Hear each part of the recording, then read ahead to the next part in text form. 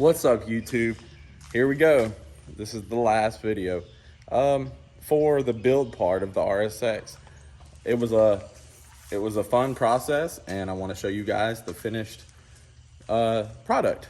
So without further ado, the all-wheel drive 2003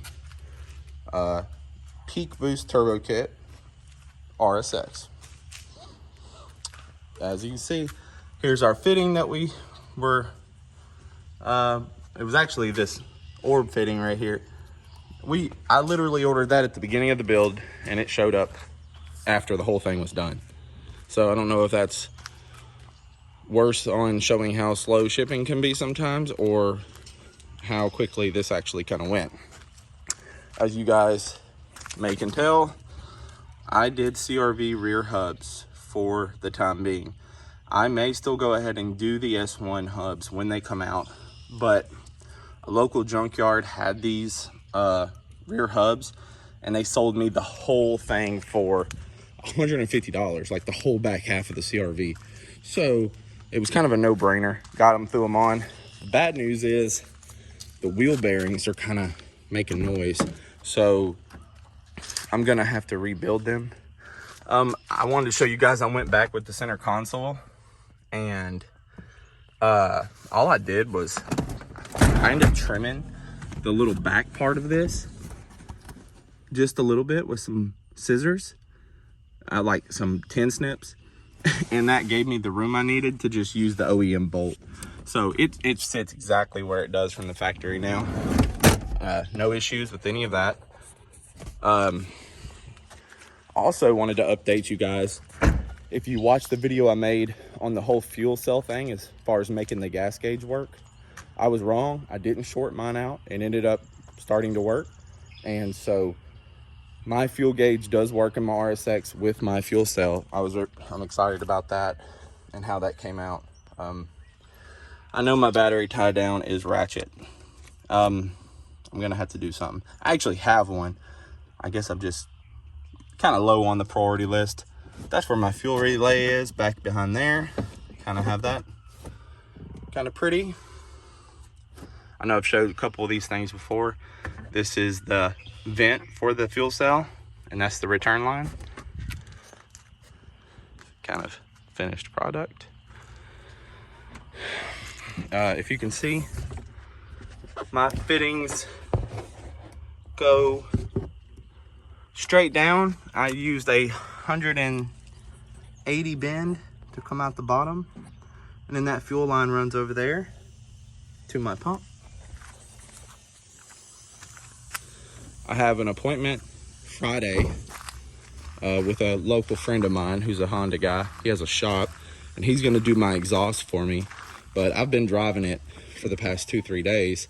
The car's doing really well. Like I said, definitely needs wheel bearings in the back. And on some of those bushings are bad on those rear trailing arms. Really kind of unhappy about that kind of deal, because the stuff I took off was like perfect. This car's only got 100,000 miles, and all my bushings were great.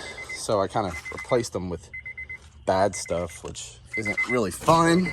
Need to vacuum it out.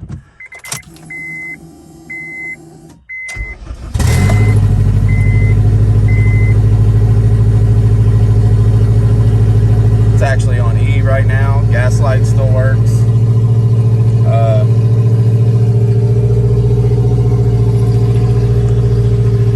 Shifting through the gears.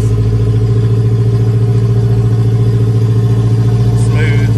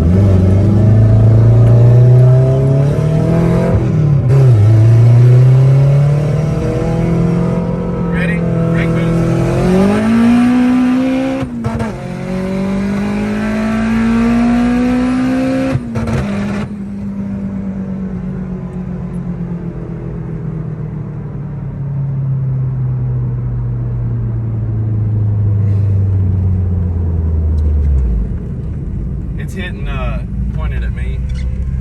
It's hitting boost cut in fourth gear when I need to lift the boost cut a little bit. It's spiking between gears, and that's why it shut off.